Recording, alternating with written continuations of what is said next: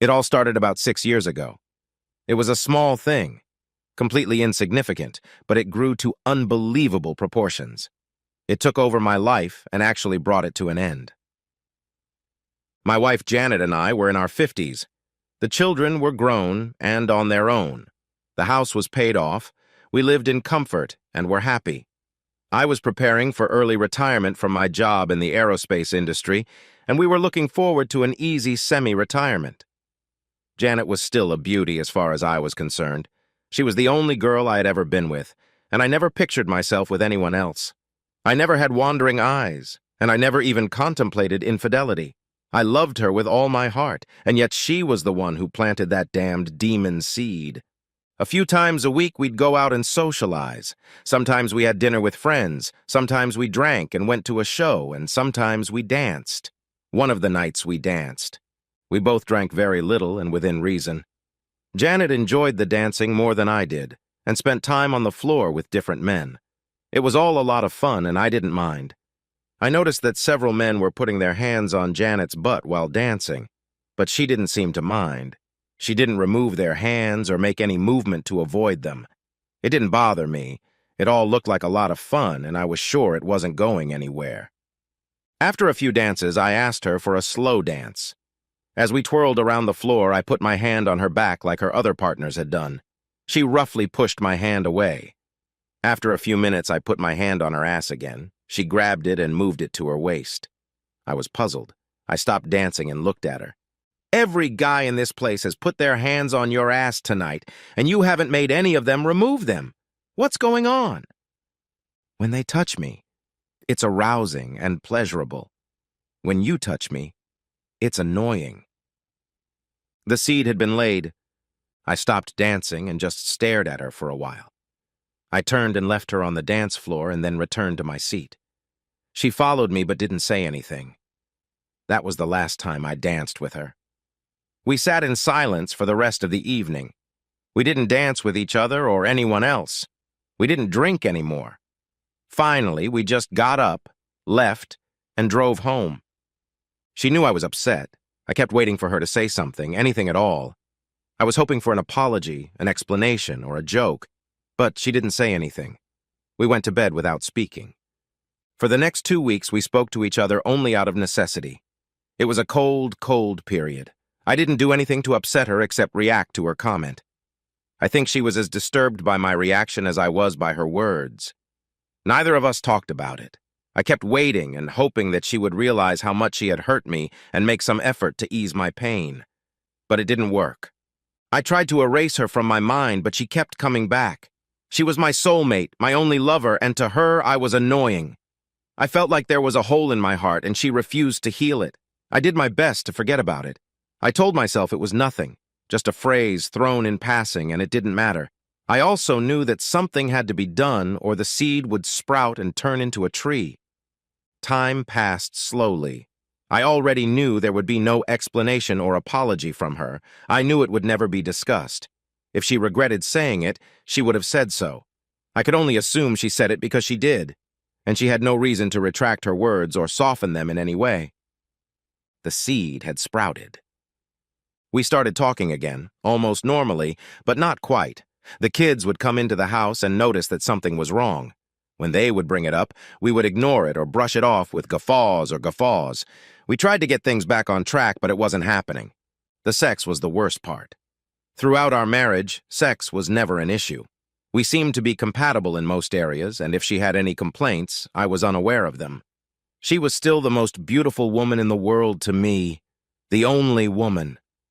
When I finally decided it was time to try sex again, she was responsive as always. That was a good sign. We kissed for a while and enjoyed foreplay. The words echoed in my head. When they touch me, it's arousing and pleasurable. When you touch me, it's annoying. My erection faded. All I could do was roll over onto my side on the bed. I don't know what her reaction was. It had never happened before. In 28 years of marriage, I'd always gotten through it. I wanted to cry, but the tears wouldn't come. I was disappointed and angry at the same time. Why the hell did she have to plant that damn seed? Why did she have to say it and mean it? All she had to do was apologize or say something to soften the reproach. But nothing came from her. I was dying inside. Weeks turned into months. I felt like I was failing her every day. I was unrequited as a lover. As a husband, I was not good company.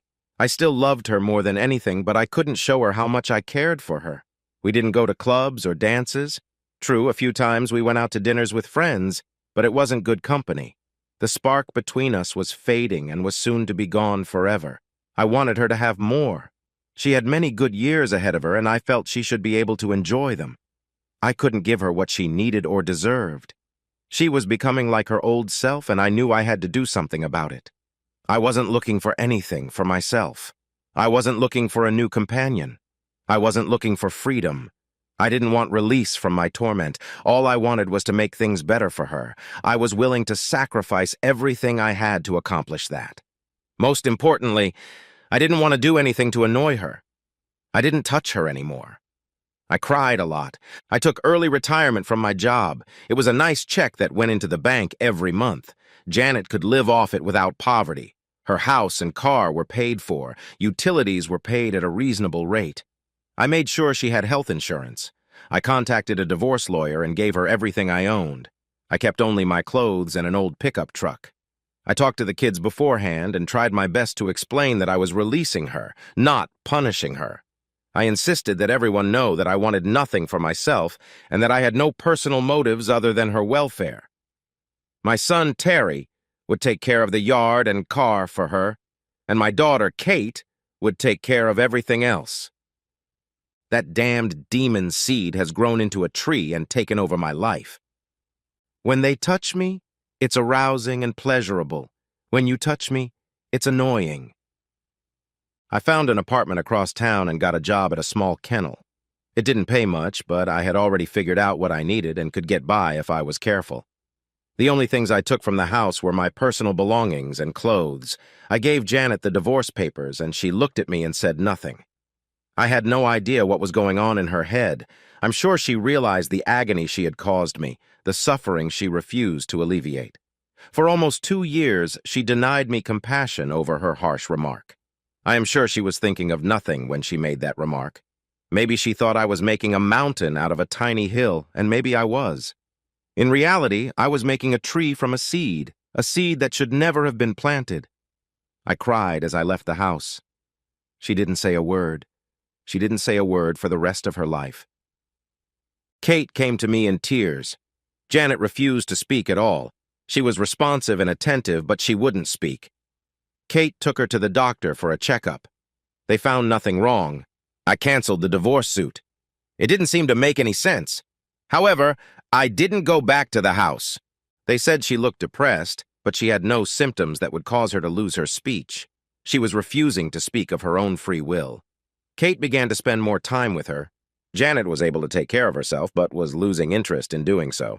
She wouldn't open the mail, and after several negotiations with the utilities, we had to put all bills on automatic payment. Her meals consisted mostly of cereal and milk. Kate tried to cook regular meals for her as often as possible, but she had her own household to take care of. Kate made sure she did her laundry and showered regularly. I hadn't imagined this could happen to Janet, and I felt worse now than I had before the divorce. I tried to make her feel better. I was trying to set her free so she wouldn't be left with an unimportant husband. I wanted her to enjoy the rest of her life. Now it seemed like she was punishing me. She was punishing me for what she had brought upon herself. I started to drink. When they touch me, it's arousing and pleasurable. When you touch me, it's annoying. The demonic tree was getting bigger and bigger. I hated that tree. Why had she planted that seed? Months turned into years. Janet was getting worse and worse. Terry and Kate eventually had to put her in a special facility that could take care of her needs. They tried to talk to me about it, but I usually wasn't sober enough to understand or care. I had been drinking in moderation all my life, and now, in my golden years, I had turned into a drunk. The knowledge that Janet was locked up had a sobering effect on me. But it was a long time before I was sober enough to go to the woman I loved. She was sitting in a small private room. She was neat and clean. She sat looking out the window. Nothing seemed to interest her. She was in a trance and didn't notice anything around her. The nurse said she did this every day. She would go to the dining room to eat, and the rest of the time she would just sit and watch. She never spoke. She recognized me when I sat down next to her. She smiled slightly and held out her hand. I took it and cried. She was looking out the window, but she didn't let go of my hand. A tear ran down her cheek. My heart was crying out for her to say something, but she was silent. We sat like that for about an hour. I came back every day, but nothing changed. I insisted that they do more tests and checkups to make sure everything was okay. It wasn't. Her problem was emotional. I wanted to talk to her, but I never could. All we did was sit together and hold hands. I was afraid to say anything because I didn't want to annoy her. I was so glad she let me touch her. When I'm touched, it's arousing and pleasurable. When you touch me, it's annoying. It seemed like a contradiction, but I was able to accept it. Now my touching was acceptable, but I was afraid to speak up. One day, Kate came in to pick me up at work. She was in tears. Janet had died. She passed away sitting in a chair looking out the window. I insisted on an autopsy. They found nothing. The funeral was small. Kate and Terry offered to let me live with them, but I refused. I started drinking again. I quit my job and became a recluse. I began to understand Janet's desperation, but I could never understand why she did what she did. I tried over and over again to figure it out. Why did she never admit how much she had hurt me? Why did she find it necessary to punish me the way she did, withdrawing into herself and isolating herself from the world? Was she truly hurt by what she said and couldn't bring herself to apologize because she loved me? Or was she just mad at me for making a big deal out of it? When they touch me, it's arousing and pleasurable. When you touch me, it's annoying. The tree grew to its full height. The last thing I heard was the sound of an empty pill bottle falling to the floor.